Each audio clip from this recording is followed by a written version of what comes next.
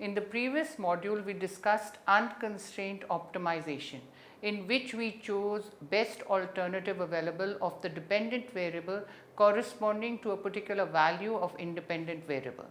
This module is thus a continuation of the previous one, but in the previous module, choosing optimum value of the dependent variable was not a constraint, but in this module, choosing optimum value of the dependent variable is constrained by some constraint function. A constraint is anything that prevents the system from achieving its goal. There are many ways that constraints can show up, but a core principle within the theory of constraints is that there are not tens or hundreds of constraints. There is at least one, but at most only a few in a given system. Constraints can be internal or external to the system. An internal constraint is in evidence when the market demands more from the system than it can deliver. If this is the case, then the focus of organization should be on discovering that constraint and following the 5 focusing steps to open it up and potentially remove it. An external constraint exists when the system can produce more than what the market can bear. If this is the case, then the organization should focus on mechanism to create more demand for its products or services. An optimization problem consists of maximizing or minimizing a real function by systematically choosing input levels from within an allowed set and computing the value of the function. In microeconomics, the utility maximization problem and its dual problem, the expenditure minimization problem, are economic optimizing problems. Insofar as they behave consistently, consumers are assumed to maximize their utility, while firms are usually assumed to maximize their profit. Also, agents are often modeled as being risk averse, thereby preferring to avoid risk. Asset prices are also modeled using optimization theory, though the underlying mathematics relies on optimizing stochastic processes rather than on static optimization. Trade theory also uses optimization to explain trade patterns between nations. The optimization of market portfolios is an example of multi-objective optimization in economics. Economic decisions are the result of an optimization problem subject to one or series of constraints. Consumers make decisions on what to buy, constrained by the fact that their choice must be affordable. Firms make production decisions to maximize their profit, subject to the constraint that they have limited production capacity. Households make decisions on how much to work, play, with the constraint that there are only so many hours in the day. Firms minimize costs subject to the constraint that they have orders to fulfill. All of these problems fall under the category of constraint optimization. The solution of a constraint optimization problem can often be found by using the so-called Lagrangian method. In general, the Lagrangian method is the sum of the original objective function and a term that involves the functional constraint and a Lagrange multiplier lambda. The Lagrangian method is based on the sufficiency theorem. This means that method can work but need not work. Our approach is to write down the Lagrangian, maximize it, and then see if we can choose lambda and maximizing x so that the conditions of the Lagrangian sufficiency theorem are satisfied. If this works, then we are happy. If it does not work, then too bad. We must try to solve our problems in another way. After studying this module, you shall be able to know the meaning and definition of constraint optimization, find out value of variable within given constraint, understand the Lagrange multiplier and the Kahn-Tucker condition. Now we will be discussing the meaning and definition of constraint optimization. Constraint optimization is the process in which we try to find out maximum or minimum value of dependent variable within the given constraint. Under constraint optimization, we have an objective function which is either to be maximized or minimized. Like first, the utility function, which is denoted by u is a function of xy. Second, output function denoted by q is a function of kl. Profit function denoted by pi is a function of rc. Utility function of consumer is constrained by the household income. Output function is constrained by the resources available, generally cost, which is with the producer. And the profit function is constrained by the cost and output both. Equality constraint. Under this, we assume that all income of households is to consume goods and services. All resources of producer is used to produce goods and services. In short, we can say that under equality constraint, there is no saving. Now we will be talking about utility maximization. Let the utility of the consumer be a function of two goods x1 and x2. That is, u is a function of x1 and x2. This is known as equation 1, which is known as the objective function. Let the consumer have m money income, which has to be spent on two goods x1 and x2. That is, m is equal to p1 x1 plus p2 x2. We denote this as equation number 2, where P1 and P2 are unit prices of good x1 and x2 respectively. To optimize the objective function, we may use the Lagrangian multiplier method as follows. L is equal to u x1 x2 plus lambda bracket open m minus p1 x1 minus p2 x2. This is denoted as equation number 3, where L is the Lagrange function. x1 x2 are two goods, lambda is the Lagrangian multiplier, P1 and P2 are price of goods x1 and x2, and M is the money income.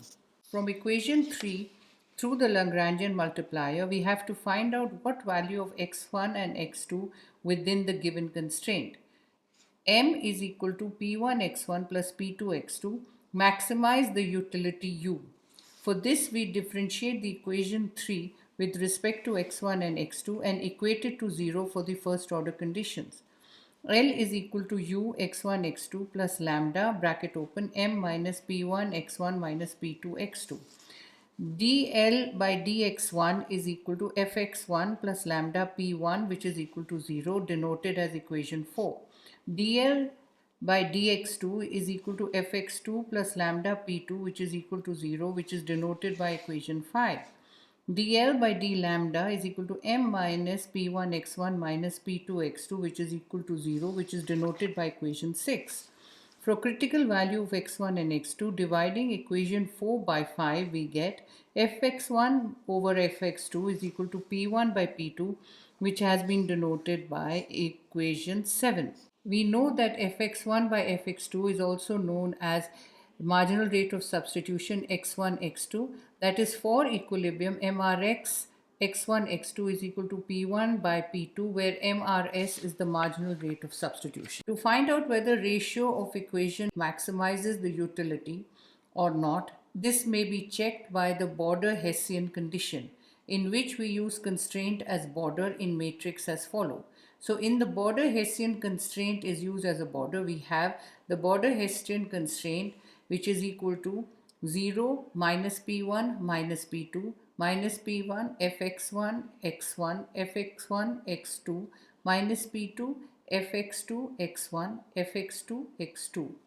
If the border Hessian constraint is then equal to 0 minus p1 minus p2 minus p1 fx1 x1 fx1 x2 minus p2 fx2 x1 fx2 x2, which should be less than 0.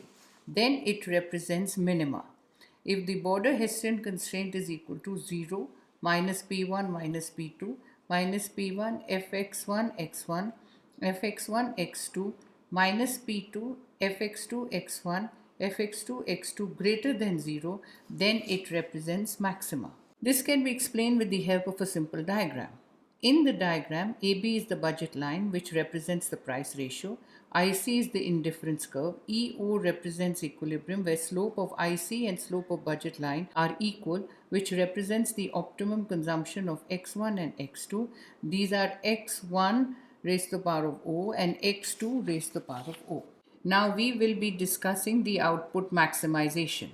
Let the output Q be a function of two factors of production, labor L and capital K. That is, Q is a function of KL, which is represented by equation number 8, where Q is the output, K is the capital, L is labor. Assume C is the total resources available with the producer, which may be used to employ capital and labor.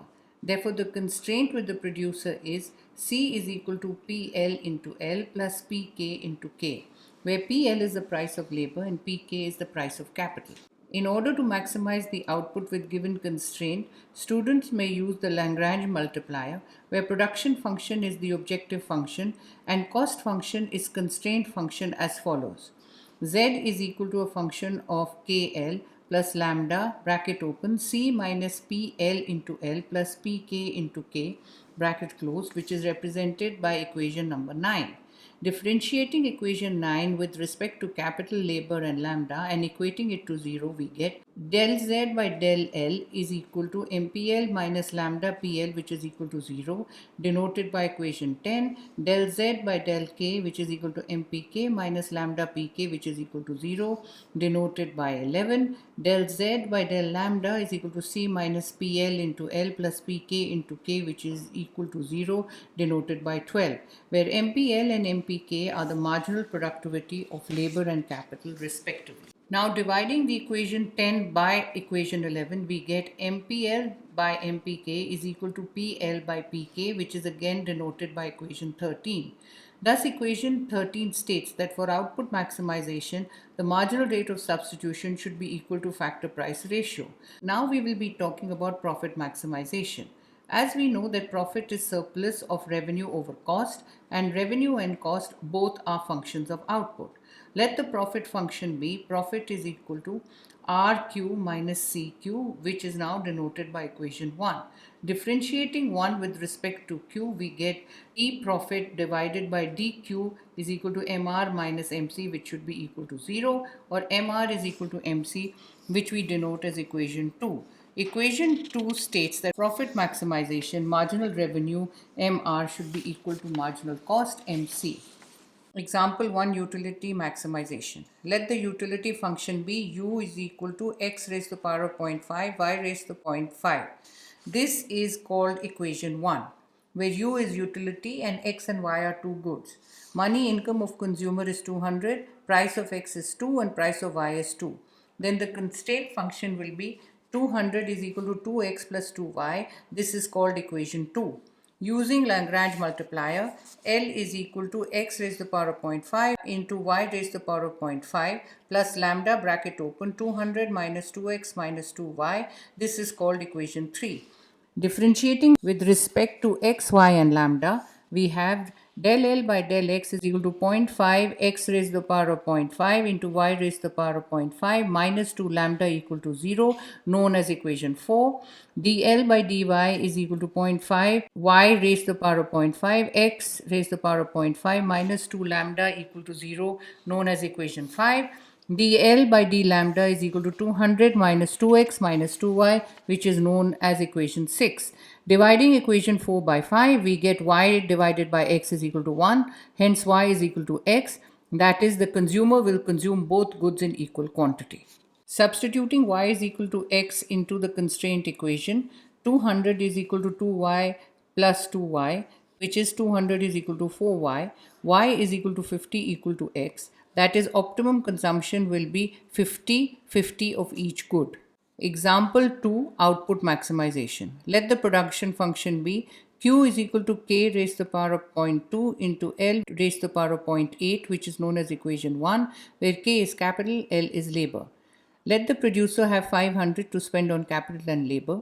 Price of capital is 2 per unit and price of labor 4 per unit. Then in order to maximize output, Lagrange multiplier should be used as follows. Z is equal to K raised to the power of 0.2 into L raised to the power of 0.8 plus lambda bracket open 500 minus 2k minus 4l, known as equation 2. Differentiating equation 2 with respect to k, l and lambda, we have del z by del k is equal to 0.2k raised to the power of minus 0.8 into L raised to the power of 0.8 minus 2 lambda equal to 0, known as equation 3. Del Z by del L is equal to 0.8 K raised to the power of 0.2 into L raised to the power of minus 0.8 minus 4 lambda equal to 0, which is known as equation 4.